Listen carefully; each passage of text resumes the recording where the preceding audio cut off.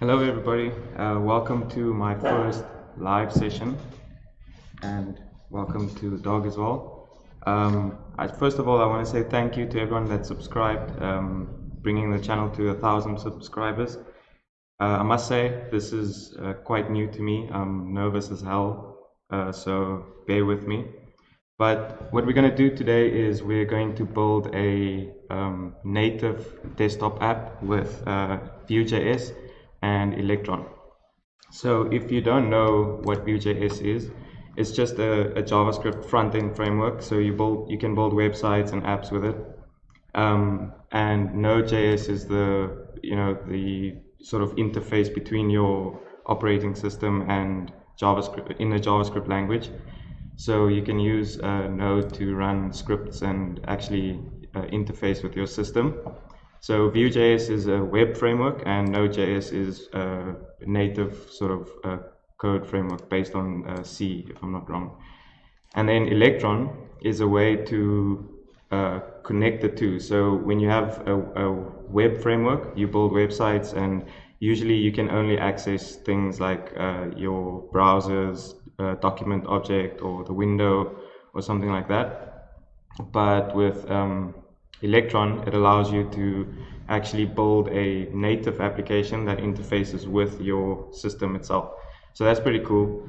And it all runs JavaScript, HTML, and CSS, which is so basically it runs like a little browser, but the browser is a native application, so it doesn't need to connect to something. You can run it locally. And then a project called Electron Vue by Simulated Greg is on GitHub, where you can quickly get a boilerplate for Electron and Vue.js starting off. So there are a few issues with this. When I tried this out like 2 weeks ago or a week ago, there were some build issues because I think it's something to do with the Node version, but I have found a fix for it that we will implement once we start building this thing. And then just as a side note, I don't have a lot of experience with Electron, so it'll probably be just as interesting to me as it is to you, seeing me struggle. And actually it's kind of cool because we'll go through the documentation as we go, because I want to find out things like how do we maybe access the notifications API. Is it possible? Because we're building a reminder app, so notifications will be something that we do need, and it seems like we do have that available. We can look at the API on the docs, and okay, so this is the actual code API, but we can maybe find some code examples in the docs that has to do with notifications, and I can see there's one there. So it looks like we'll just create a notification with a body, and then we can probably do something when that notification is clicked. So let's get started with the installation. I'm going to use Windows Terminal, the new Windows Terminal, which is pretty cool. I'm just going to maybe first you should already have Node.js installed. If you don't, get it on the Node.js website. I recommend getting 12 or just the latest long-term support version. Just click there and install it. I already have it installed. And then you could also install, and I think you should install the Vue CLI. Now, I'm not sure if I have the latest one. So what I'm going to do is I'm going to say npm install and then -g for global, and then @vue/CLI. So the Vue CLI allows you to create projects quickly and scaffold, without having to do all the setup and those kinds of things. And then while that loads, we'll have a look at the documentation of the notifications. So it seems that the notification would have to be in the render process. So just a quick explanation. Maybe I can get the, what's that drawing app, www, something like that. That's not it. Whiteboard app.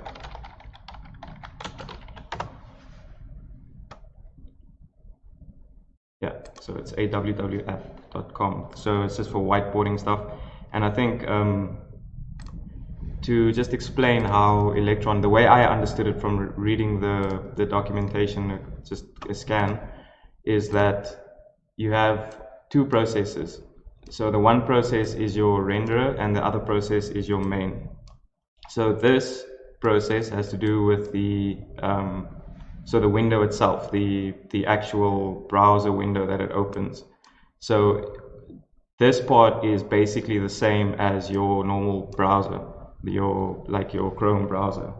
And if you want to communicate between your main and your renderer, there are things like, I think it uses a let's just have a look here, event emitter, which is a sort of class in Node.js which allows for events to be communicated between two parties, basically. So you can have a look at the where did I see that? It's something communicating.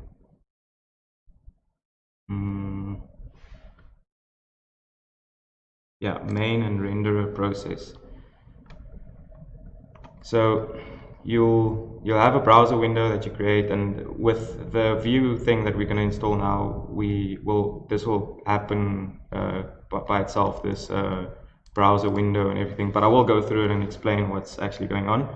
And then this is how you can communicate between the main process and the renderer process, because remember that your system is being exposed to a browser environment. So when you expose your system, there's quite a few security risks that come in play. So imagine you making a call to a website, maybe an API or something, and whatever this API endpoint is, someone might, or whoever owns this API could be malicious and design some sort of response that executes it could be a script or something like that. And if you pull that into your main system, it's very dangerous. Whereas if you pull it to your browser, it'll be fine, because the browser only executes in its own environment. So it's very difficult for the browser to talk to the system. So you could still be vulnerable to attacks on the browser, but it's much less harmful than when you are being exposed to attacks on your system. So the goal of this app is to sort of keep as much as possible on the main, which is the system itself, and then the renderer should only be for the visual side of things. And the way that you would build a website is that you would give it whatever data it needs, and then you will send it maybe to a database that's like a Mongo database or something like that.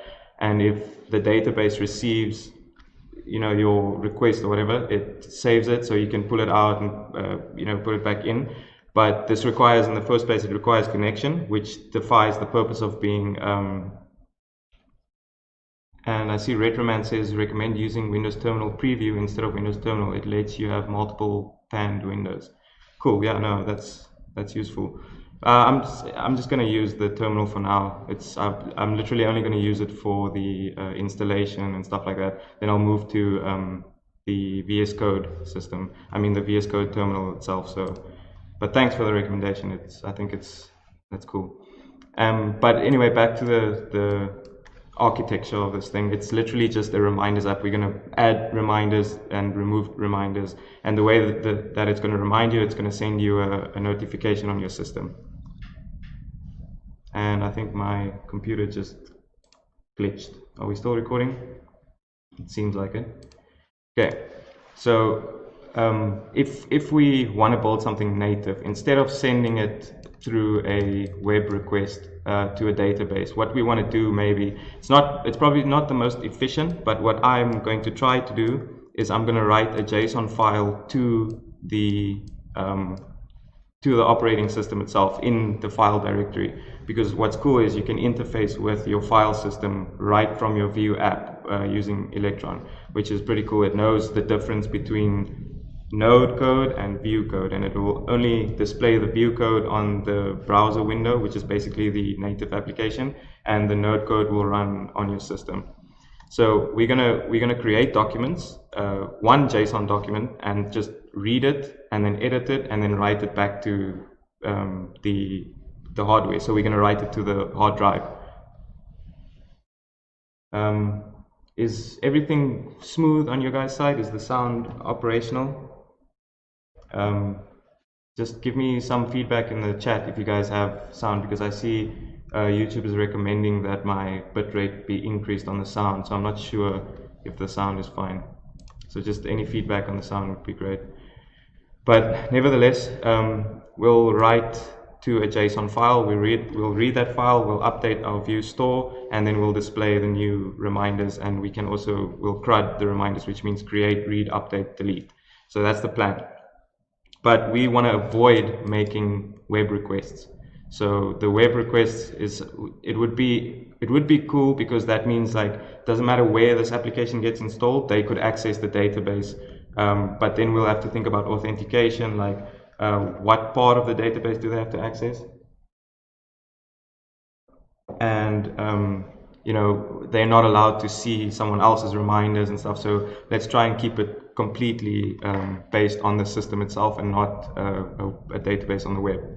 So there are different options. Like we could install MongoDB on our system and use the MongoDB database, which would be much more efficient, much faster. You know, the read and write updates, because sometimes you want to write something to your hard drive, and the computer, or when you do a write process on your system, the file gets locked usually. So maybe if you're running 2 or 3 write operations at the same time, you could break something, you know.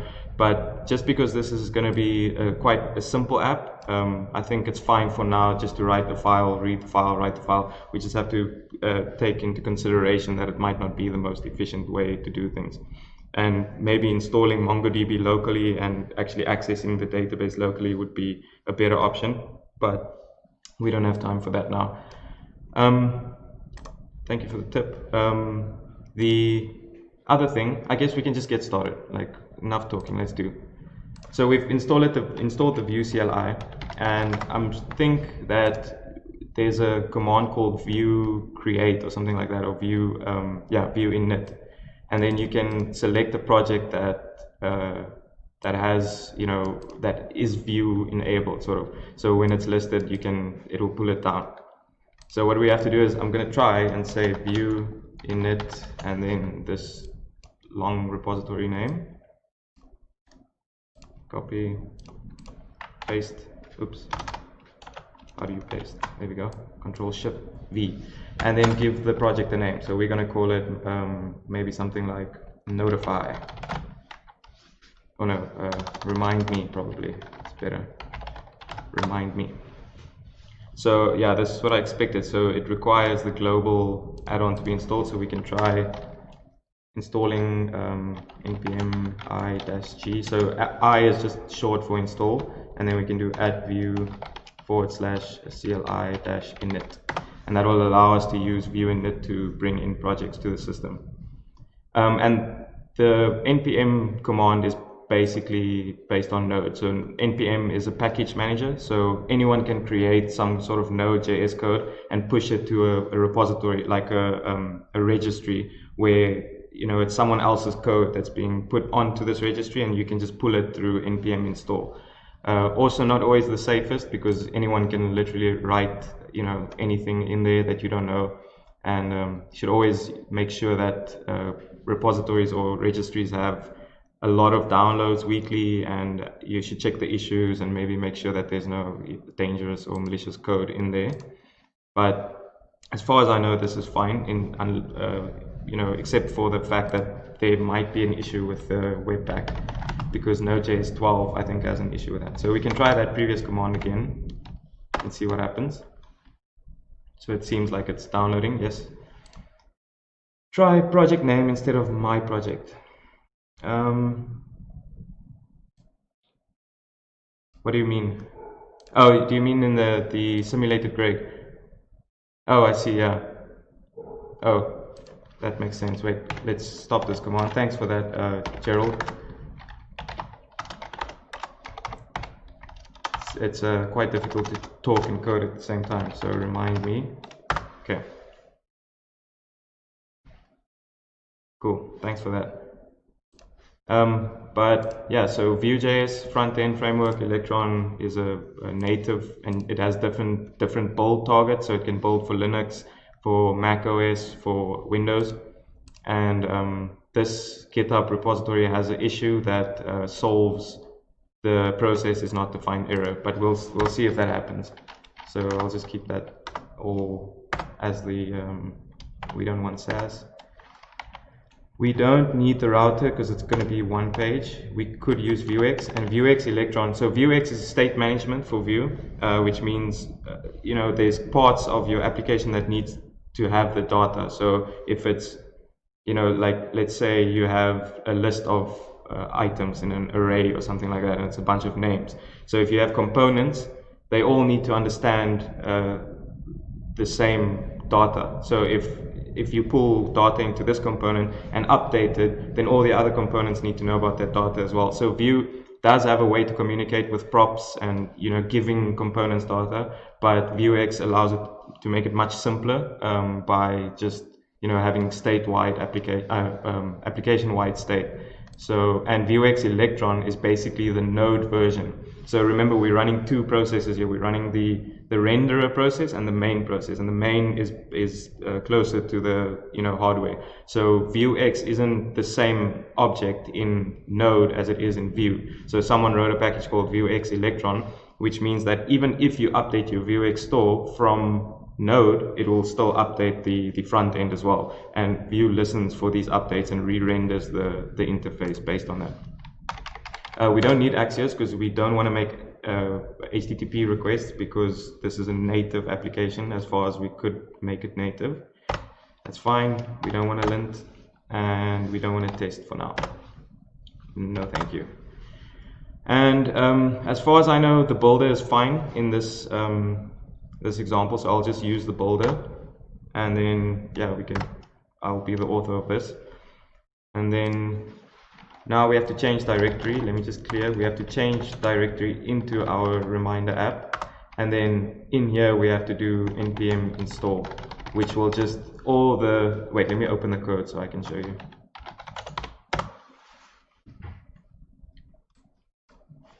Okay, so this is the project. It builds these files by itself, and it gives you, you know, the base project. And in your package.json, which lists your dependencies, so whatever your you know, your app requires would be listed in here. And there's quite a few dependencies, but they aren't available yet because we haven't installed them. So what we need to do is open the terminal on VS Code, and then we can do npm install. So that'll pull down all the dependencies from npm, the package manager that we spoke about earlier, and allow the app to use it. And then in your scripts definition, you'll find build, and then you'll find another build command, which you could state where you want to build this to. There's a clean build. Like I said, I haven't really worked with Electron, but I'm just going off the top of my head here that this web build would be specifically if you're using Electron to build a web app. So I don't think you would have to do that, because I mean, you could just use Vue.js and host it yourself, but maybe there's benefits to it. I don't know. You could probably do some research on that as well.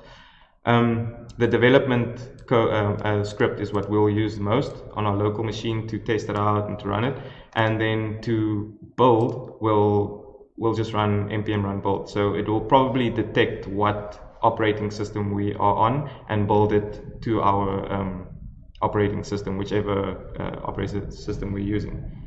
So also, this video is not sponsored, but I'm having a beer just to calm the nerves a little bit. Okay, so the license field, we could make that MIT, just to, yeah, you could read up about licenses if you want to, but I just always use MIT for some reason. Don't ask me why. And then, yeah, so we don't really need to edit this file at all. You could update your license field and your, maybe like your author, your version and stuff like that, you could update. But in the, you know, in general, it's not necessary to update this file. So while this installs, we could start having a look at the source file. So the source is where you'll write most of your code. This index.ejs is the sort of entry point to your app. And what EJS is, it's just a templating language. So it's like HTML, but it has these special characters that allows, you know, server-side code to render HTML within, or any sort of logic within your HTML. And EJS, I think it's I'm not really sure. If someone knows what EJS, yeah, we do have very good wines, dude. Well, not Namibia per se, but South Africa is known for good wines. You know, the Western Cape is pretty famous for its wines. So now you can see in the install process, I hope this isn't destroying my stream bitrate, but it's downloading a executable, which will probably just be the, you know, the source code for Electron and building, and, you know, because it needs to build to your target machine. So this might take a while. It's 50 megs and I'm streaming, so we'll probably have a while to chat because I'm running like probably a I think 20 meg line or something like that, and the wind is gusting, and it's a cell phone network. So, you know, those little wireless 4G type routers. When the wind blows, sometimes it can get pretty shoddy. But yeah, so this file would be where the source of the problem is, that we'll find out once we've installed this. And what I noticed is like this if statement here that calls process.browser, it fails because it says process is not defined, or that's what happened to me at least last week. So we'll see if that still happens, but there is a solution for that as well. Okay, so it seems like this will take a while. I should have probably pre-installed all of this, but, you know, it's a live stream, so a lot of things will go wrong.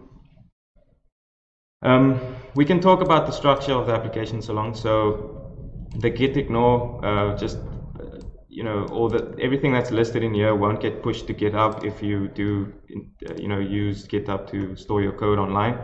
And then the Electron view would be where I think the source code of Electron, sort of the build, is listed. And you don't really need to look at this or edit this at all. You can just keep that closed. The build would probably be where the files get built to. So I'm just sort of going off the top of my head here as well, because I mean, I haven't worked with Electron too much either, but it just makes sense. So if I'm wrong, you know, feel free to comment. And cool, I see you've had some Cape Town wine. Are you from South Africa, or are you overseas? And Gerald, I see embedded JavaScript. Cool, thanks, man. Yeah. So basically, the name, you know, is self-explanatory. You could write JavaScript in your, you know, templates, which is quite cool. And it's used pretty well. When I started out doing full stack, EJS was pretty you know, famous in a way. That's the first templating language I started with, because you could like pull code from a database and then loop it in your HTML and do. So it's pretty cool. Yeah, exactly. So I also used it in Express with MongoDB, Express, and what else? Yeah, so those were the two frameworks I used the most. Was MongoDB, Express, and then you know, all the cores and all those kind of modules that you build into it. And then yeah, cool. I used to work on a project that or one of the projects that I worked on was a wine review company not a review, but a sort of just a wine company in South Africa, where they bring together a lot of people every year, and everyone submits their liquors and wines and stuff, and then they have to give it a rating. And you know those stickers that you get on the bottle? So they had their own sticker that we had to like generate QR codes for and stuff. So it was pretty cool, because we used to get like samples, which was pretty cool. get drunk at work is always fun. And Bianca, I've been coding for, well, it's quite, I've been coding for probably like 5 or 6 years, but I would say the last 2 or 3 years were the most intense in terms of like developing my coding skills, logic wise and language wise. But you know, CSS, HTML, you know, we started out with what's the internet's most famous site builder. It's so famous that I forgot it, but what is it called? It's WordPress. Yeah. So WordPress was a big thing when I just got out of school, and you know, I wanted to sell a book online, and I created like a drag and drop website on WordPress. And then sometimes I had to do like, you know, a few custom CSS to like change the layout and stuff like that. So I had to dive a little bit into CSS, then HTML. Then I realized like I could literally just write this myself. Then I started learning PHP, and then I went into JavaScript, and then, you know, the show went on. And is Nuxt an option to combine with Electron? So yes, I do think you can do that. You'll have to probably write, you know, custom build options. Like if you look at the source and then the main, you'll see that what it does is it brings in the static file, which is this one, so it can render the static files, and then it creates the window. So what it does is, in development mode, it spins up a development server, obviously, so that when you save, it refreshes. And then these are the 2 URLs. So this would probably be the, or it will be the production files, you know. So this is the actual file will get served, whereas this is a server that's being spun up, probably an Express or something like that server. And then what it does is it creates this window, and then it loads the URL into that window. So on a development side, it will load this into the window, and on the production side, it will actually load the file straight up without having to spin up a server. And the Nuxt question, you could use Nuxt, and the reason I would use Nuxt is because it's development, you know, the ease of development is better because you can create pages without having to define them in the router, and you can change build steps and stuff like that, and you can access like everything comes out of the box, you know, so it's easier to develop with. But the thing is, you wouldn't use Nuxt for its SSR capabilities, or you could, but I don't see why you would want to, because the thing is, an Electron app is supposed to be a you know, a native app, so you wouldn't really want a server. Whatever's being displayed on the screen is run from your system anyway, so the SSR won't be really necessary unless you're using the universal mode, where you generate your files based on, so that while it builds, it spins up the server and it does all the server-side code and everything, and generates your HTML, so that you have everything is already generated without having to run JavaScript in the window itself. And then you could reference the index file or the main index file from the dist folder, and then serve that up in your Electron window. So yeah, there is probably a package out there. We could have a look. Let's check. Let's do Nuxt Electron. So the first one that comes up is this one, and I can see the Nuxt community. So I'd probably trust this because it's in the Nuxt community. So yeah, you'll find an Electron template there, and you can do Nuxt community, and then yeah, so it's available. You could check this out. We could use Nuxt, but seeing as I already decided to go with Vue, we'll just keep Vue. How far is this installation? Okay, 7 vulnerabilities. That's always with high. Yeah, that's not good. Let's see. Npm Audit. So that's the thing with you know, user created packages, is that they have to maintain this, and they have to make sure that whenever Node updates and everything, it could be you know, when they forget to update, or when there's some vulnerability exposed or something like that, then your package or your app could be exposed. But seeing as we, most of these seem like, what do you call it, like JavaScript prototype issues. So when there's like a prototype pollution, that means that they could change the way your code looks if you don't use it well. But seeing as this is a native app and nobody else is supposed to use it, it might be okay. Okay, so yeah, I would recommend just making sure that if you want to do this in production, just make sure you check out the warnings and the audits and stuff. So where was I? I forgot. We were talking about Nuxt, and then we were talking about something else, and then we forgot about it. So what we want to do now is we could try to run a dev server. So I'm going to do npm run dev, which is the find script in the scripts file. Yeah, everyone did do WordPress at a time. So this is the issue that was popping up. Like it gives you like a reference error, which we'll sort out now. But yeah, no, that's cool, man. I wish I had better design skills, to be honest. My design skills are you could say bad at the very best. It's bad. Yeah, no, it's perfectly fine to use async data with Nuxt. It's probably better that way, so that everything is on the server side or on the system side. And yeah, no problem, man. I got you. So let's have a look. What happened now is when I run npm dev, it opens this little icon down here. So it's actually a process running on your system. It's not just a website. So this is sort of a browser window. It's not a real like app window, but once you build it, you're not capable of like accessing the inspect tools and stuff like that anymore. So it becomes like just a window to render index and to render CSS and HTML. But what's happening in the background is you accessing your system with Node.js.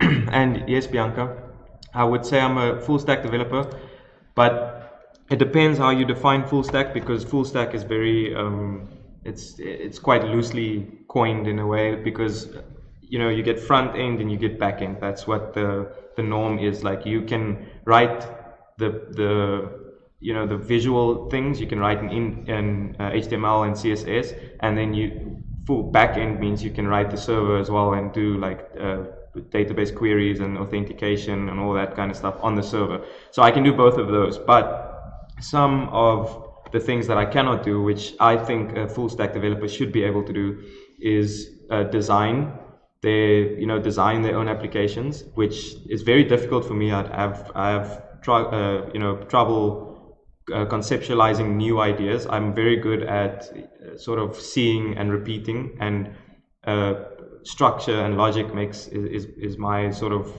field of expertise, whereas design is a bit difficult. So I think a full stack developer needs to be able to design at least as well, and also DevOps, which basically is the management around your code or your application or your system or your structure or your architecture. So if you need to know about hosting, you need to know about downtime, how to make pipelines for deployment. So if you want to put your code online, you want a system that automatically maybe pushes this to a repository that goes to maybe Vercel or some sort of hosting platform, or even AWS or something like that. And you need to know how to manage load balancers on the server. You need to know how to do security and all that stuff. So full stack developer is a big criteria. But in terms of the simple definition of back-end and front-end, yes, I think I could consider myself a full-stack developer, but definitely not a professional DevOps or designer. Those two fields are quite, it could be intensive. And you could even stretch it and say like, oh, what about, data, big data, and, writing artificial intelligent apps. So maybe using TensorFlow and stuff like that. So it gets complicated, but in the general term, full stack web developer is probably server, database, front end, and that's probably where I go.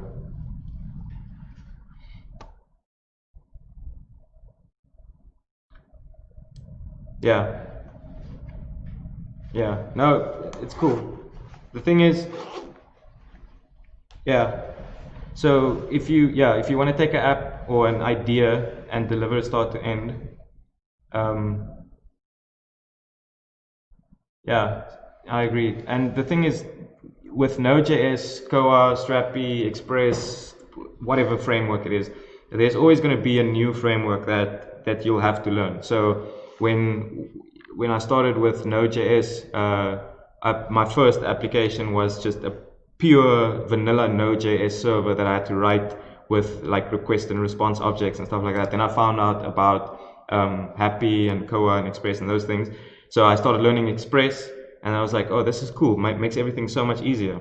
And then you find out, but wait, you need to learn this middleware that comes like with every request. You need to make sure that this happens with the middleware. Now you have to go learn this new middleware's documentation. So in a big sense, being a developer is being a continuous like student of code, because you'll never just know anything out of the box. So the only skill you really need is knowing how to read code in a way, because if you can read code, that means you can, and you understand the language, the syntax, the way that this language is used, because everything's different. JavaScript is based on like modules and importing stuff, but when you go to Rust, it's not, the repository or the registry is not as widespread as JavaScript, NPM.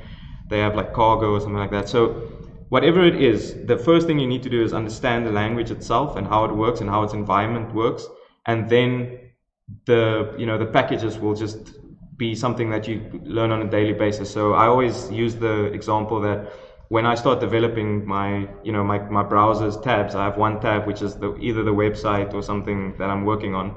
But at the end of the day, there's like 9,000 tabs open, and probably 7,000 of them is Stack Overflow, where I'm like Googling, how do I do this with this? How do I do this with this?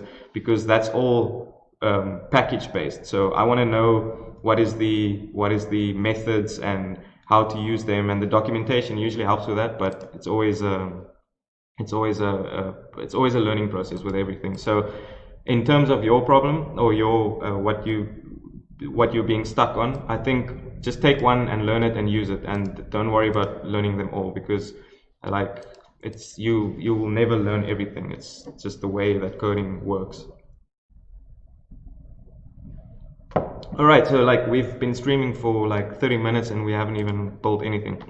Okay, so what we want to do now is fix this problem, and we could just, I'm gonna speed this process up a little bit. So this is the Webpack file in the renderer config, which in your files would be Electron Vue and then webpack renderer.config.js.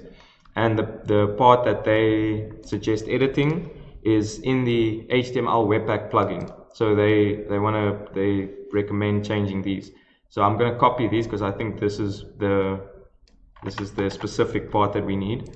And then we'll go to the HTML Webpack plugin, which is this one. And then you could see that they don't have those. I think this one's already there, so we can just paste that. So it's checking if there's a browser, or if it is in the browser environment, and then it's checking if it is in development environment, and then it's giving the path for the node modules. I'm going to save that, and then we could go to the EJS file, and the problem is here with the browser, process.browser. We could go to so it's this if. So instead of like checking if it is browser, we could, oh no, sorry, it's not that part, it's this part. So instead of checking if it is browser, we can just do this check instead, which allows the process. So it doesn't need to check process before it's defined, So if it's not browser and if it's not development, then we could render the static files. Now we could save that and see if it makes a difference. Boom, so refreshed and it's working. So there is some security issues at the moment. It's got this Node.js integration with remote content, and this is what I spoke about. Like if you use a package from the outside, if you bring it in, it could be malicious, you know, so they don't recommend using too much or doing too many requests outside of the application and exposing it to the inner side. But what we're going to do is we're just going to ignore it for now, because that's how we roll. And to make things maybe a little bit better, I'll try to put the code on this side. We'll put the browser window on this side and the code on this side.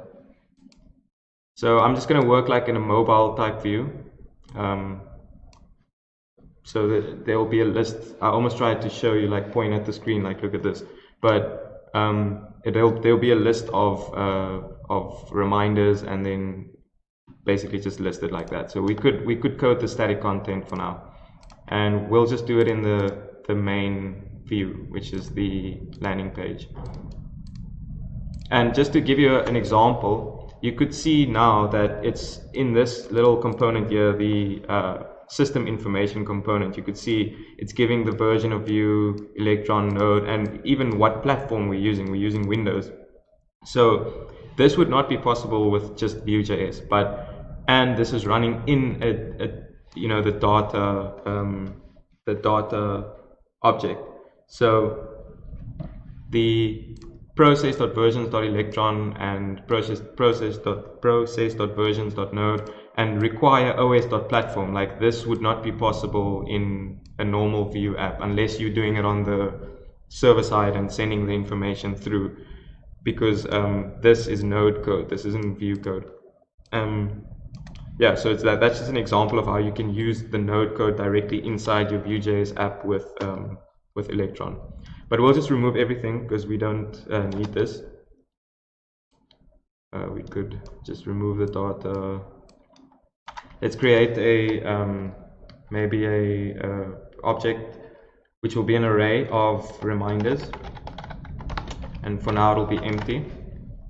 We could do like fake reminders for now, just to have something on the screen. We could say the title would be walk dog, and the date, maybe we'll do date time, would be date.now. So date.now is a JavaScript. You could use this on the browser as well. It's not just a Node thing. So we can do maybe an ID as well. We'll give it an ID of 1, and then we can just duplicate this. Maybe I have 3 reminders for now, 2, and then 3. So what date.now returns is like a Unix timestamp, which is the number of milliseconds from the 1st of January 1970. So it's sort of it's sort of also unique. But if you have multiple users, which we won't because this is a desktop app, but it could be duplicated if something happens at exactly the same time. So it's not recommended to use like date.now as a unique timestamp. Okay, so for the we could actually just move this code to we can delete the styles for now. We could move this code to our main landing page, and we could remove this import. We could remove the component. We could keep this because this will open a new window. No, this will open your browser if you click on something. So it'll open a separate browser to follow a link. So we might as well keep that in case we want to set like a link as a reminder or something like that. We can remove that. We can close that. We can save. We can delete that. And then landing page, we can just, let's do h1 my reminders for now. And there we go. So now we have my reminders, and you can see that it's trying to emulate a system app, a native app, by giving you like these options. And I'm sure there's a way, like I haven't worked with this yet, but I'm sure there's a way to edit the options that you have in this. So we could probably programmatically write the code that needs to happen when we undo or redo, because now there probably isn't something linked to that. So maybe if you create a new reminder and you undo it, it'll delete the reminder or something like that. But okay, so we do have our reminders now. So let's just do like a UL and then LI. And then in Vue, we have a thing called v-for, which loops any, you can define what iterable you want to loop. So we can say reminder in reminders. And we need to add like a index as well. So we could put this in brackets and do I, which will give you the index. And the reason we need an index is because we need to key every loop. So we can write key equals and then I, which gives you the index. And that will be unique because every item has its own index.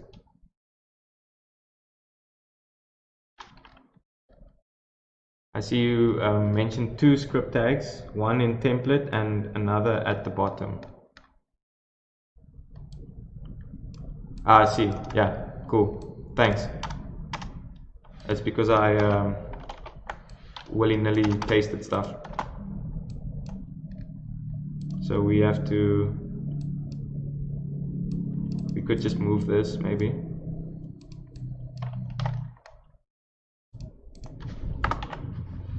And move the methods as well. Sorry about that. Okay, and then just put the methods in there, and then we could delete the script and then save. So because this is a native app, we shouldn't really be doing this either. What this is doing, it's importing fonts from Google. So I think we're going to remove that, and then we could leave this, because if it doesn't know what this is, it'll just default to sans serif. So we'll just leave that as is, and now you can see the font changed a bit to sans serif. It's redundant, we could just remove this as well. Cool. So we want to keep this true native. We don't want to make web requests and stuff like that. Okay, so now we're looping over this, and then that gives us access to each reminder. And what we'll do is we'll give it the title. So we'll do like a reminder.title and maybe like a small tag with the reminder.datetime. So there you could see, but now we have like this ugly looking, we don't understand this. So you could see that this is not unique because it was all generated at the same time. Milliseconds from 1970, and the way we could parse that is with JavaScript. This is where I'll open the documentations, because I'm just gonna lie if I say I know the method out of my head. Date.parse or something like that. Yeah, it's date.parse, but we want to have a specific style, which I think is an option that you parse it that gives it like a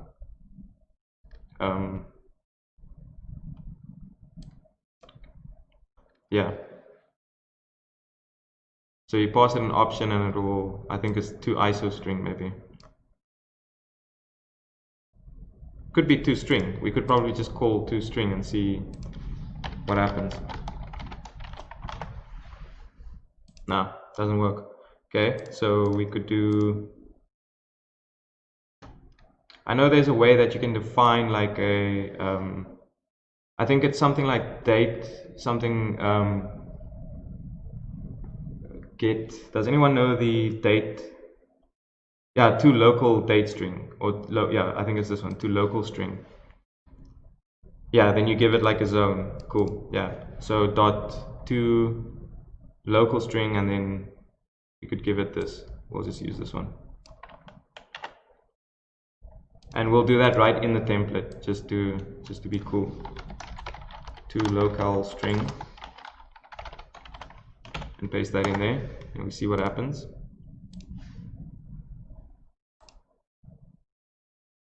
Raw expression. Okay, so maybe we'll just have to do it in the, I think there's a few syntax errors here probably. There we go. So that doesn't look like what we need.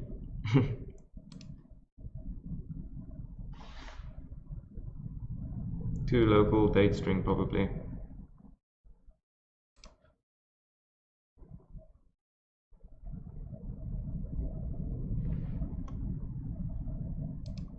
try to local date string,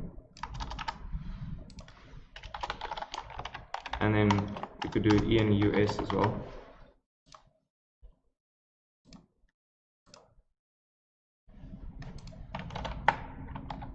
And that just breaks it.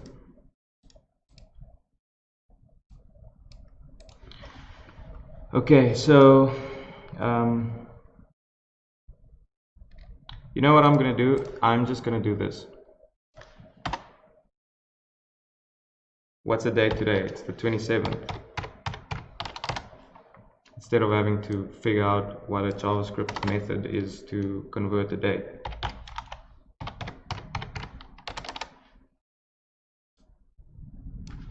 Because this is anyway something that we'll have to handle once we create the actual reminders, and can't be bothered being stuck on it now. And then, thanks Gerald, I'll try that out. I just hate having to struggle with JavaScript itself when the actual goal is to build something.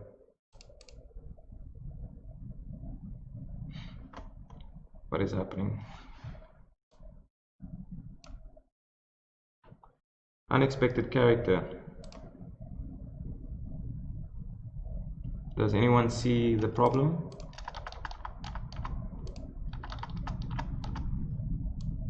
Let me do Alt plus Z so I can actually, nope, Alt plus that character. So I can see how do I word wrap. There we go. So to local date string, passing error. This seems fine. I don't really see the issue.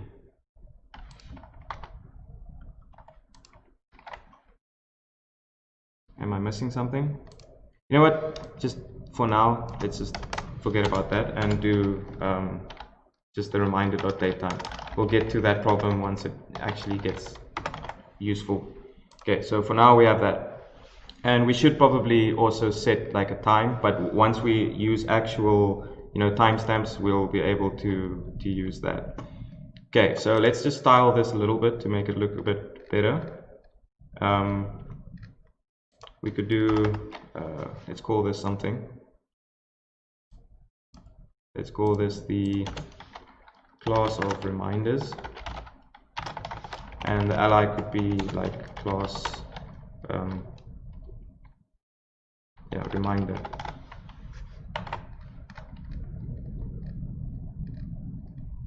Yeah, I agree. We will have to like write a custom method to do that. But I think what I'll do is once we actually create these things and we push it to the store, then I'll handle that in like a mutation or something to set that. Okay.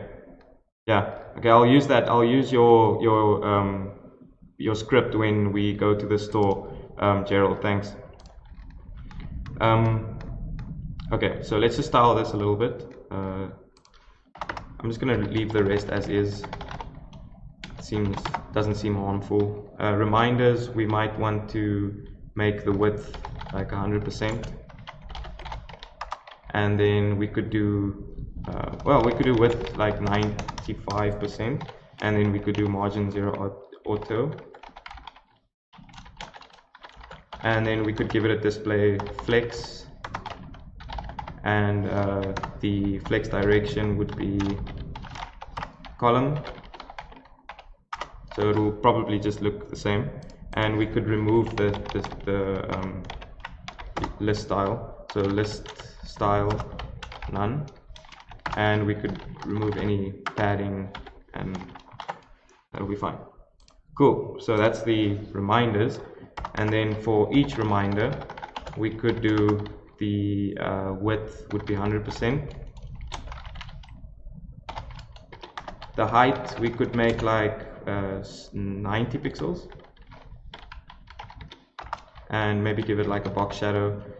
And I know you designers will probably like hate what I'm doing, just box shadow everything and then call it design, but you know, this is YouTube live stream. It's 2020. 0.6. See what that looks like. Looks horrible. We can give it like a border radius maybe of, let's say, 10 pixels. And then we could give it like a margin bottom of 25 pixels. No, it's too much. Maybe 10 pixels. Cool. The shadow looks absolutely horrendous. Maybe we should do like 1 pixel, and then 4 pixel, and make it much lighter. Maybe like 0.2. Oops, not 13 pixels. 1 pixel will be fine. Yeah, that looks a little bit better. You know, it's not the greatest design, but we could now do so for the text we could just center it, text line. We could actually give this card like the same display flex and just center everything, or maybe use a cool grid trick that allows it. So there's something called there's like a one-liner CSS thing that I saw on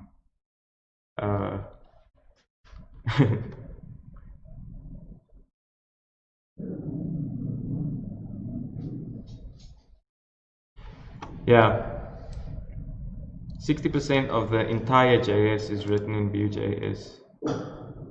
What?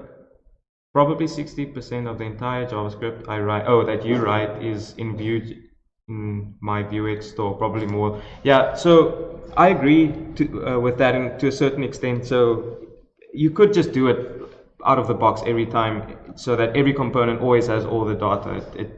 That'll be fine, because eventually, if you do plan on scaling and stuff like that, you could, you know, everything's already available in the store. But if it's something like a one pager or just a few little items, then it might be redundant to like call the store and pull everything into the same component. But it's still good practice, you know, like you're still practicing the good habit of making state-wide application-wide state when you need it.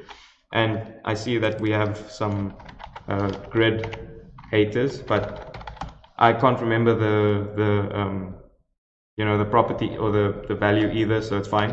I'll just do flex because I'm more queued up in flex anyway. So we'll do justify content center, and we'll do align items center. Cool. And we could just remove the date, because that's not, you know, it's not really important. When it becomes important is when we actually create the thing, so we know when that is. Maybe if we edit it, we could see the date or something like that. I don't think, or what do you guys think? Do you think it makes sense to keep the date on the reminder itself, so that when you scroll through you could see it? Or is it something that you know you'll get the reminder for, so there's no need to know when it'll happen, because the reminder will tell you when it happens? Check out Node GUI, create native desktop applications using Vue as an alternative to Electron, but with the added benefit that it's truly native. Okay, cool. I'll check that out. I'll definitely put that on my list.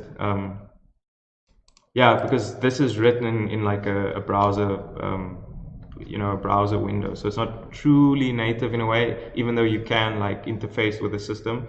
But I get what you're saying. Not hating, too complex to learn it by heart as well. And on prototyping as such, yeah, it's true. Grid could be very, I've seen some complicated grid, CSS, like, with all the fractals that you can write, and you could do like auto templates. Like, I probably sound like a noob, but I always just avoid grid because it's so intimidating to just learn it, But I'm sure once you know it, it probably comes in handy dandy. Yeah, okay, cool. I'll keep the date. Let's restyle this. Maybe make like a maybe do a quick little hack. Oh, that doesn't work with Flex. Cool. We could just do, okay, we could do this, do the same thing with Flex. Flex direction column. So it'll still be centered, but it'll be, yeah, cool.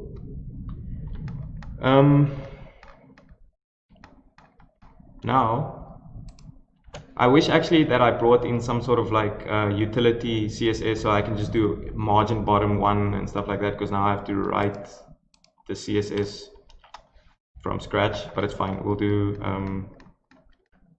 on the small, I think let's just do inline CSS. It's not like we're writing some sort of production code. Will margin work with Flex? I don't know, let's find out. Margin top 1 EM. Yeah, it works, cool.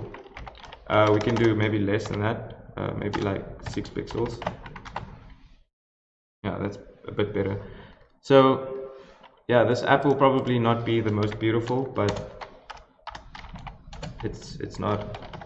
I'll get one of you designers to refactor the design, and we could repost it.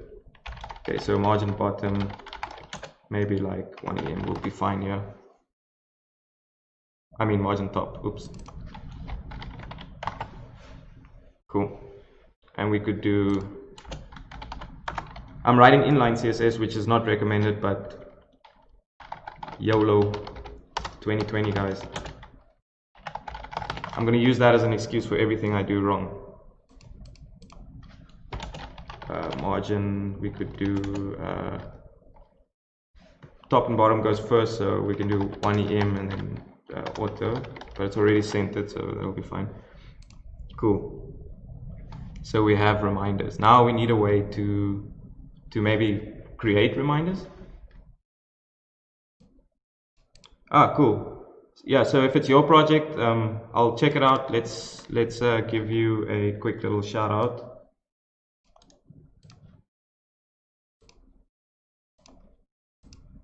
I hope it's good. Just kidding, I'm sure it is.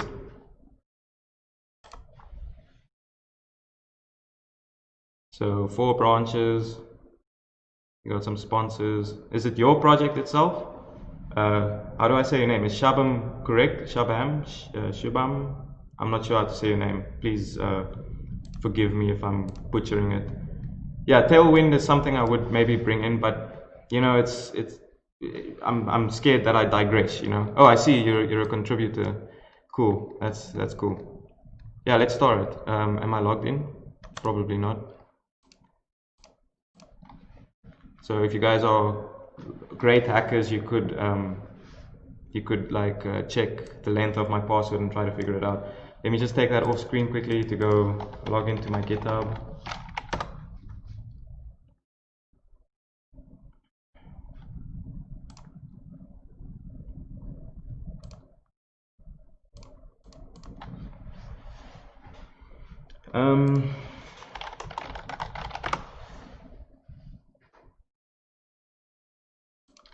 Jeez, I have 2-factor authentication on everything.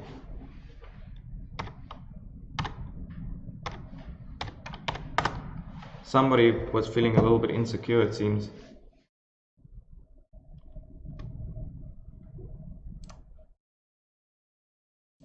Okay, copy this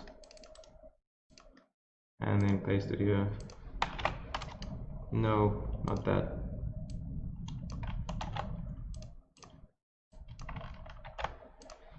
Verify. Cool, logged in. So I can give you a little star here. I see there's a few stars. I'll be number 48. So if you guys want to check out number 48, that'll be me. I like the number as well. So cool, I gave you a star. Thanks, man. Yeah, so where were we? We want to create a new reminder. And Bianca, you're totally right. Everything goes in 2020. That's why I'm live streaming and drinking beer at the same time. Okay. Yeah, I think it'll be a cool project. I'll definitely explore it when I'm done with this. I just don't want to pull it in now and try to figure out, you know, how everything works without, you know, giving, you know, it'll be boring to watch. Okay, so let's add a basic input of type text, and we'll give it like an ID of what should we name it? We should probably name it reminder input. The hardest part of programming is to come up with variable names, class names, ID names. That's just the truth. Okay, so and we want to model this. We can use vModel. It's like a Vue. It manipulates the data property, and we can model the new title property probably. Yeah, that makes sense. So we can make new title, and then just make that empty for now. So whenever this input updates, then new title will update. So we always have that in memory so that we can use it. I'm just gonna make everything width, like, 100% width, and just be boring with it. So we can do hashtag reminder input. We can do 100% width. We can give it some padding just to see what we're busy doing. Padding of maybe like 1 EM is probably too much. We can do like 0.5 EM at the top and bottom, and because it's like 100% width, maybe we can do 0.5 and see how that looks. Okay, and we can do margin top and bottom of, or we can just do margin top and bottom 1 EM, and then left and right maybe 0.5 EM. No, we can actually, that's redundant. We don't need to do that. We can just do margin bottom of 1 EM, and then the width, instead of 100, we could do 95. And now we have to do margin 1 EM top and bottom 1 EM, and auto for left and right so that it is centered, supposedly, which doesn't seem like it is. Top and bottom, left and right, right? Am I being wrong?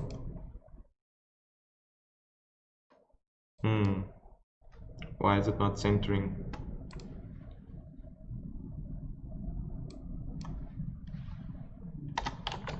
Maybe that? No, that was not too smart of me. How do I center the input? Anybody with some suggestions? Do I have overriding CSS? What is happening? No, it doesn't seem like it. Yeah, I agree. Retroman, that's the best. So let's do on like body text align, but then everything is going to be text. Won't it like align the text inside? Let's see. Oh, great. So you guys should just stream, and I should just like follow you, because it seems like everything I do is wrong. Okay, so the input, I also want to add like a little bit of radius, just to border radius of 10 pixel. Ew, that's disgusting. I don't like that box, that inset box shadow type thing. How do I change that? Can I do border 1 pixel solid gray? Will that be better? Yeah, it's a bit better. Maybe 2 pixel. Fine by me. Okay. So we could add a button. Yeah, I agree, because basically everything's going to be centered, so that's fine. We could add a button, or we could just listen to like enter, or does input listen to enter?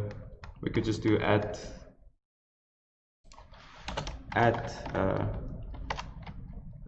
what is the key press dot enter? I think at key press dot enter. Yeah. Then we do a save reminder. So at key press dot enter, we have to create that now. Save reminder. We could do so we need to maybe add a date as well. Well, we do need to add a date and time. Why did I choose a reminder app? Because now we have to work with date time, and as you guys could see in the beginning, it's not my favorite thing to do. Okay, so anyway, let's do this dot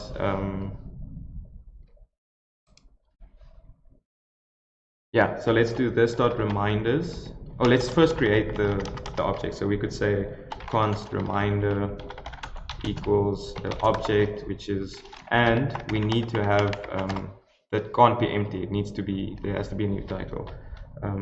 If new title, and probably the better thing to do here is, like, if there's no title, we should show like an error message that says like please insert new title. But nah, we'll just confuse the users. Like when they press enter, nothing happens because the box is empty, so they deserve that anyway. Reminder would be the title, would be new title. Could have just probably, let's find new title, and then date. For now, we'll just do the dreaded date.now. Cool. So let's try. Let's try. Yeah. I mean, isn't that enough? Help. Nope, that is not enough. Save reminder as type object in the component definition. What have I done? It's a function.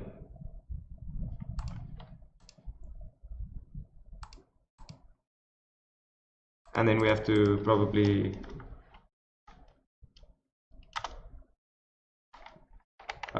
return this reminder. No, that's fine. This will be fine. Oh no, we have to push it into the array. So this dot reminders dot push.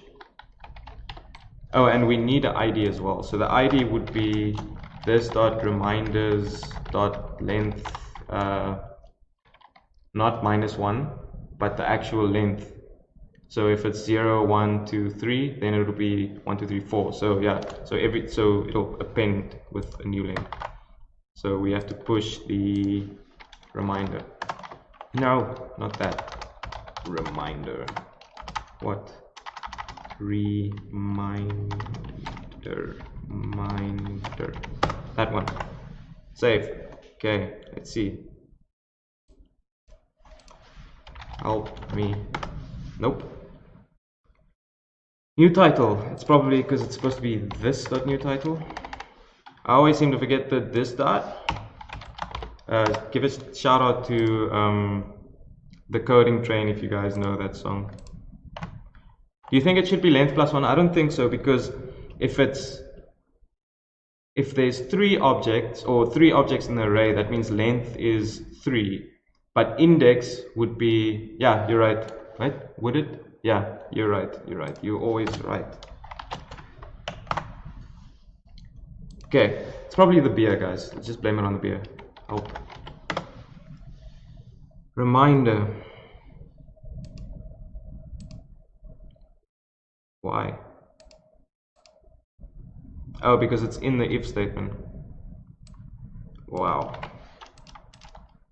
Welcome to professional programming. Can we please do this now? Hey, we've pushed it, but it seems like we want to, yeah, I agree, it's length +1 because the ID is 1 and not 0, so it's not 0 indexed. Yep, you are right, kind sir. Yeah, so instead of having it maybe this way around, maybe we should reverse it, because we always want to see the newest reminders on top, right? That makes sense. So I think we should just do that in the template itself. Or we could write, you know, let's write a computed property. Computed reversed reminders. Is that a function? Yes. And then we could do return this dot reminders dot reverse. Yeah, this dot reminders dot reverse. And then instead of looping the reminders, we could loop the reversed reminders. Okay, so if we add a new one, it should append to the top. Wash dishes. Cool. So that appends to the top. Now I think the next logical step would be to sort out this date issue, because we don't really have a date time. Oh, this should be date time anyway. I agree, Bianca. This is a let's say a point Gerald to stream. Well, I even misspelled your name, so everything is just failing horribly. So that's interesting. Now, yeah, now it's gonna flip it every time you add a new.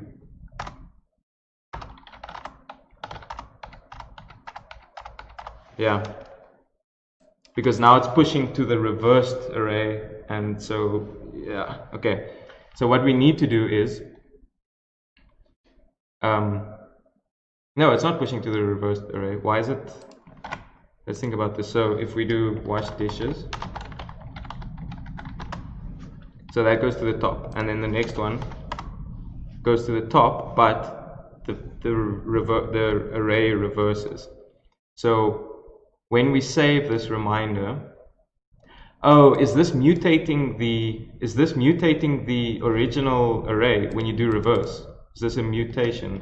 Like a, do we have to do like dot splice dot reverse? Probably, because it's mutating the original. Nope. How do you copy an array?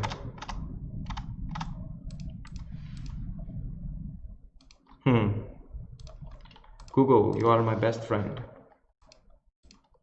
Okay, so array reverse. I think that's a mutation, right? So it'll actually change the original array when you do that. And then you can call splice, or you should be able to call splice to make a copy. So let's do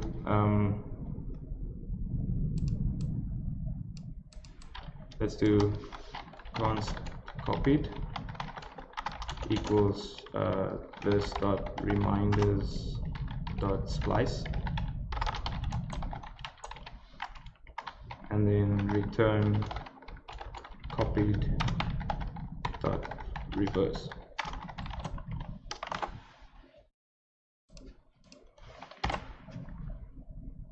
Okay, so obviously this will be empty now because we have reminders that's redundant now, isn't it?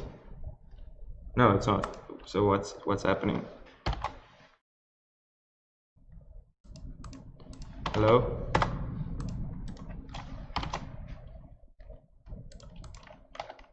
This doesn't seem to be working. Gerald, I need you. Come back. Okay. This.reminders.splice should be a copy, right? That is what the documentation of array.splice is.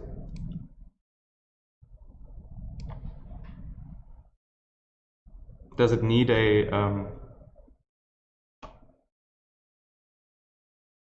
change it in the loop? Yeah, okay. Makes sense. But won't it mutate the original array if I do it in the loop? And can I do like reminders dot reverse here?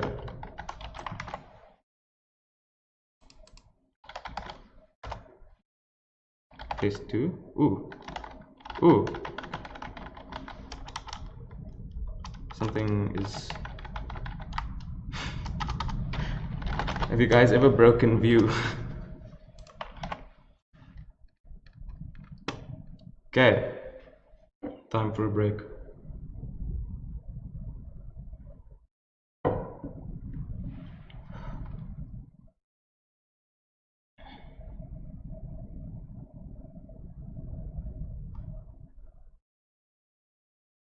We're looping through copied now, no? Yeah, so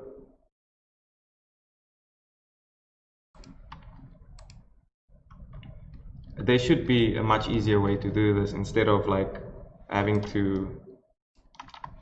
Okay. Okay. Let's continue with the original idea. This is a method, so I'm going to do computed.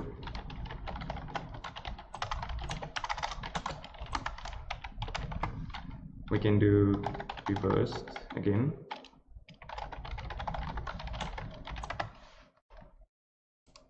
And then we could do,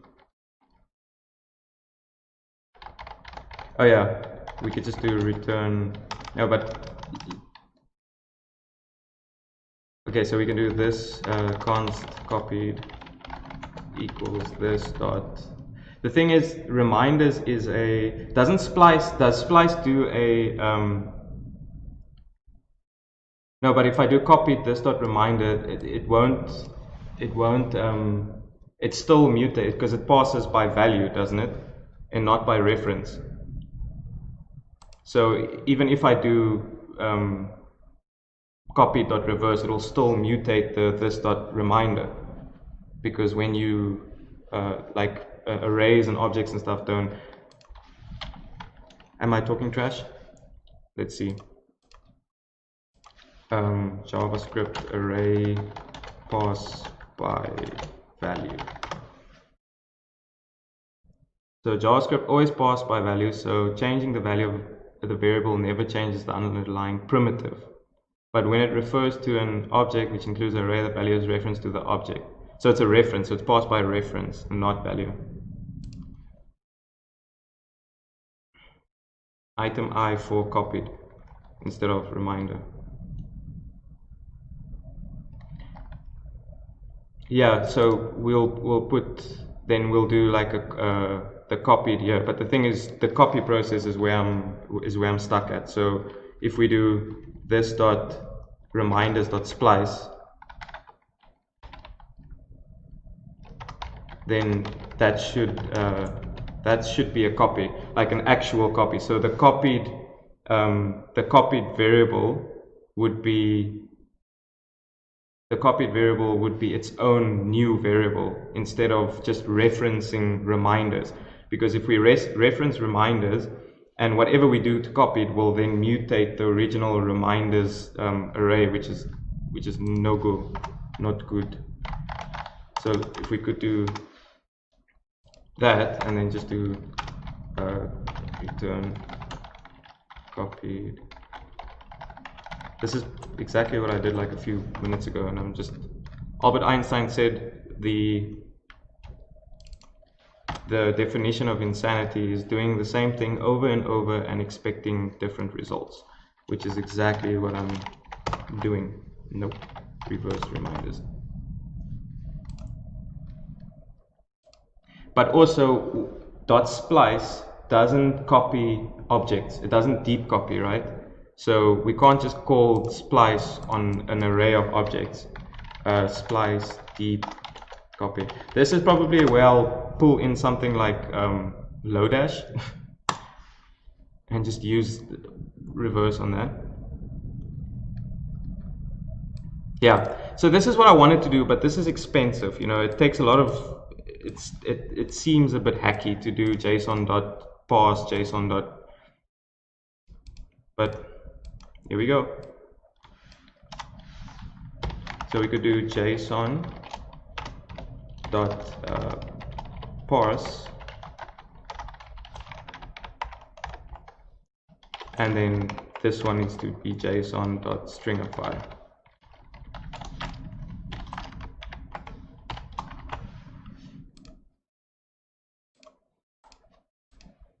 Test 2, test 3, test 4. I guess if it works 3 times, it'll work 4 times. Just type copied and see if it works. Okay, we can do that. This is sort of a solution, but let's do a return. So basically I could say like return this dot reminders. But that's the whole like thing that we That's the whole problem we had. So I'm really over this. Like it's been enough. I've had enough. So whatever, that works. Don't look at the code. Look at what's happening. Okay, so we have a reverse now. So the next thing I want to do is, like, when we press enter, like, I want to clear the input. So that's quite easy. Hopefully we can just do this dot new, was it new title? Yeah, equals empty. So we can do test, boom, it goes empty. Test 2, boom, it goes empty. I like. So next step is date parsing. So I'm gonna use that that little thing that you gave me earlier. Something like I have to call new date on the date object itself. And maybe it'll even work for these because it's already like some sort of date. We could try. And for that we'll just do this. We'll just edit this. New, yeah, it's not new date, it's just date.now. And I guess we could just immediately like add it on the object itself, but what I like is to have the Unix time string so that I can just use it for different reasons as well. So now we can do new date dot to local date string.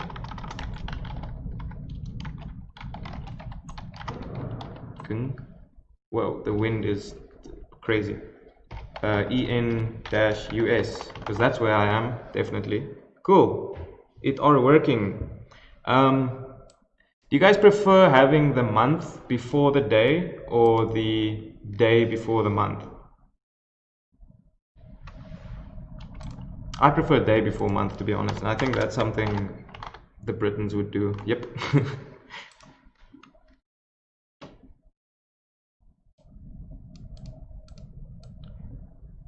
Okay, let's try that one. That seems very specific. I'm gonna copy from the chat if it allows me. Come on, just, yeah, okay.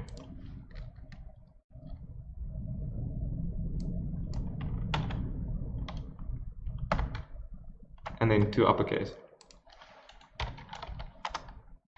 Right, yeah, 2 uppercase.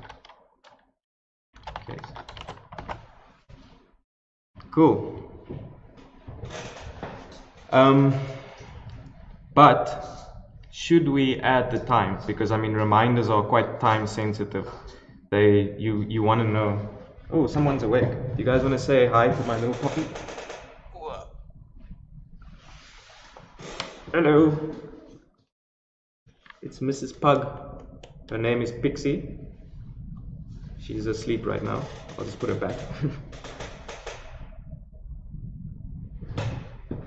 It's like having a child. So maybe we could do 2 local time string.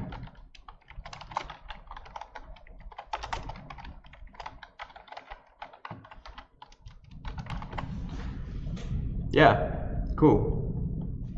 That seems fine, I guess. Maybe we could spice it up and make the title like a bit style equals font weight bold. Cool, and then we can just set this one to font weight 400.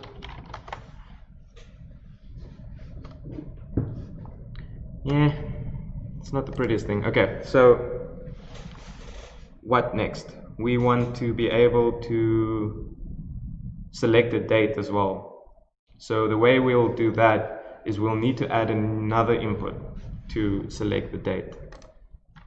So we'll do input type date. Do you have an input type date time, right? I'm pretty sure there's something like that. But how do I, what is the input date time? Yeah, so it's just date time. I could have just tried it and then just acted like I knew that from the top of my head. No, you don't have to save. So I guess now we'll have to add a button instead of enter, because it's confusing. What if you press enter on the first input but the second one's not there? And save. And then this could be just like inline styled, because that's how we roll with 100%.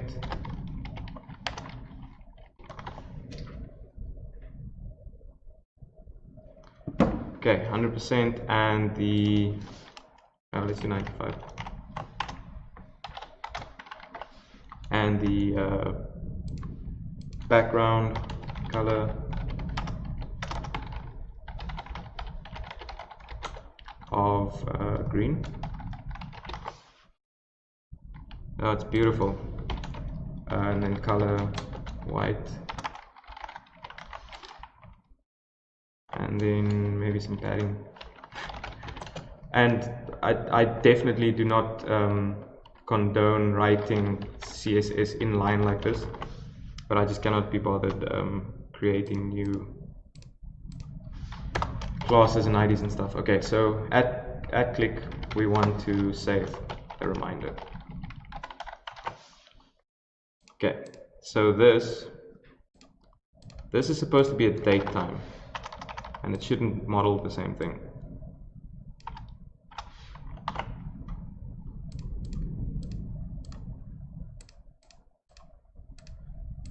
Have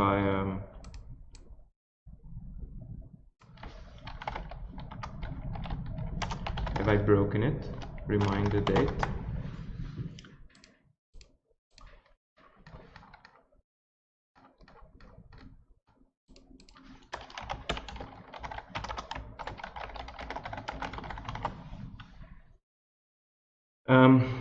Why is input date time not working? Because it's obsolete. It's supposed to be date time local. Read and you shall find.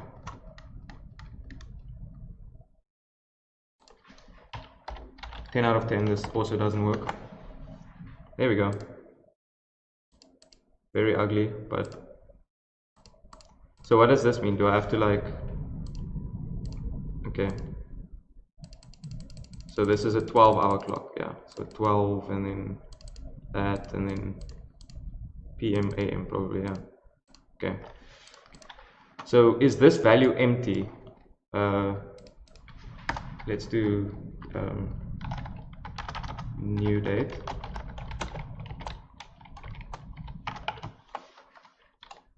We could do vmodel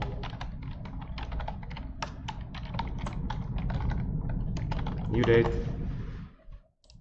Yeah, it seems like it will be empty. Okay.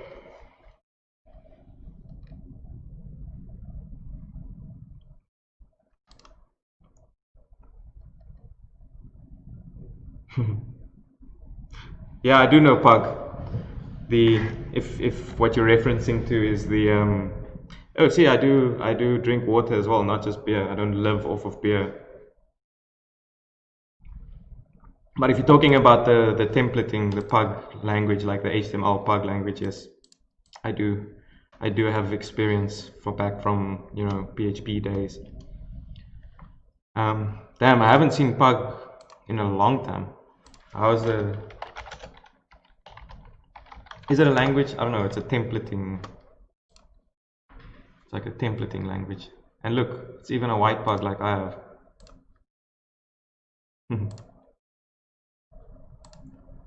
Yeah, cute. I love Pugs. Okay, anyway. So now we do have a date, so we have to check if there's a date as well. And this dot new date.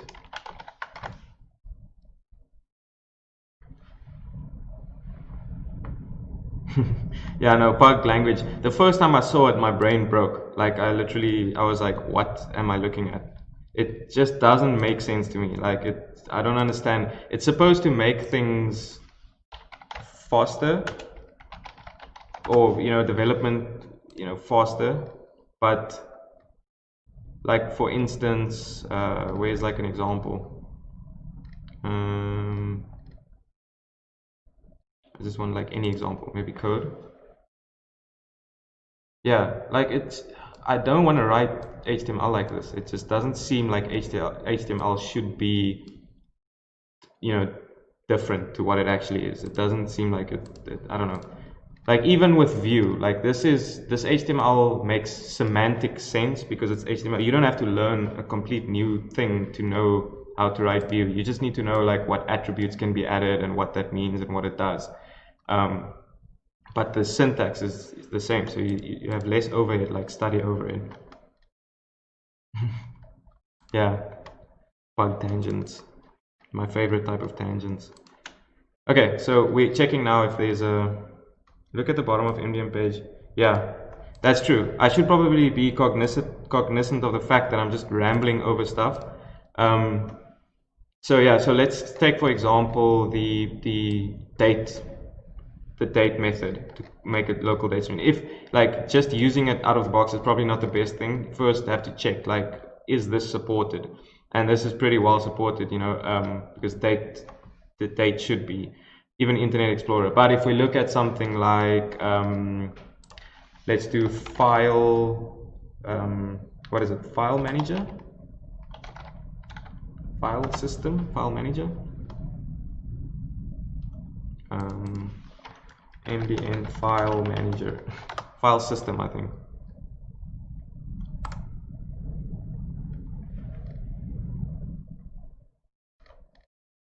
Yeah, so you could see like some of these aren't really supported, but there's a different one called like it's a new proposal where you'll be able to access your file system from the is it file system? File system Npm. Yeah, file system. That probably makes sense, you know, it's a file system. So you could see like Internet Explorer is not, and actually I expected worse. I didn't know that it's this widely supported yet, which is kind of cool because you can actually interface with your file system, which is dope. But there's another one called Can I Use. Can I Use allows you to just quickly find out if you want to do like grid. So it'll be like CSS grid, yes, and then it gives you like the different versions and everything that you can use that on. And maybe if it's like, let's see, a file system.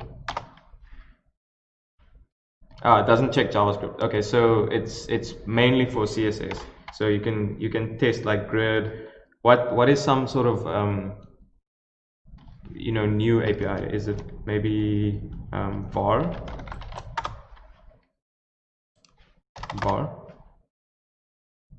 Okay. Whatever. Root. I'm over that. And this is our beautiful drawing. I forgot about that. Okay, so back to the app. We are now checking if there's a date and a title, and we're not informing the user of anything. Variables, yeah, probably. I wonder how widely that is supported now. Can I use?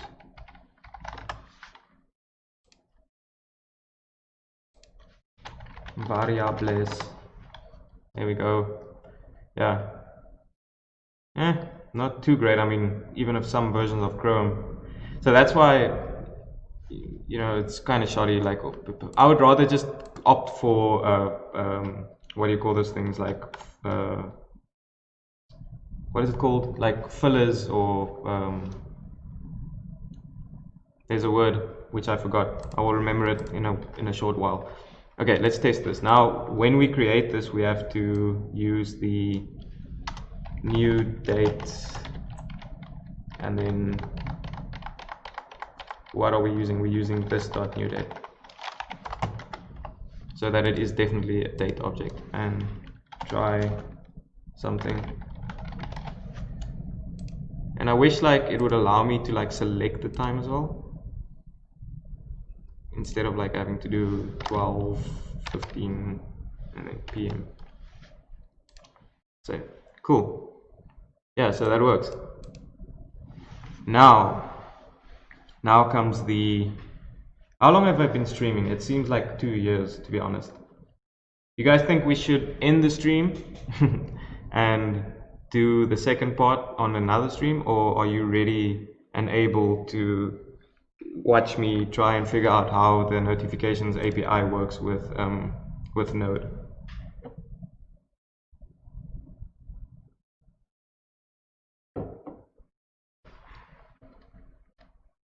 Let's see.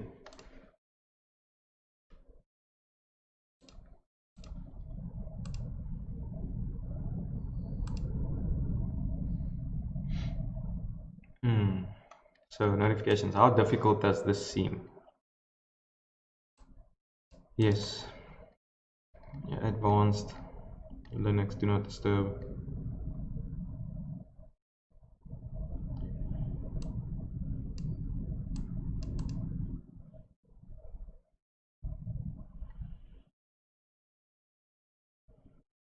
Yeah, I will post the stream.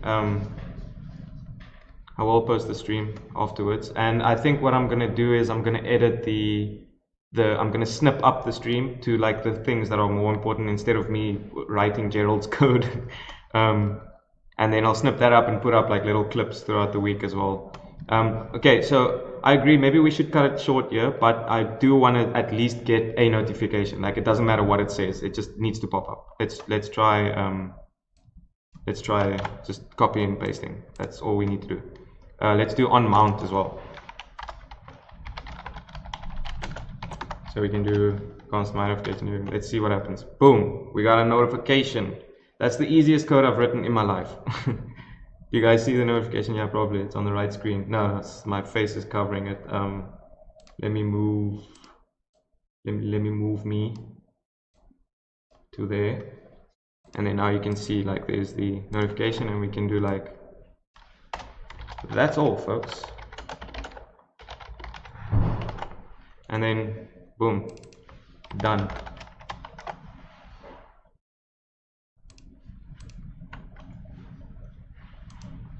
Spamming notifications. Cool.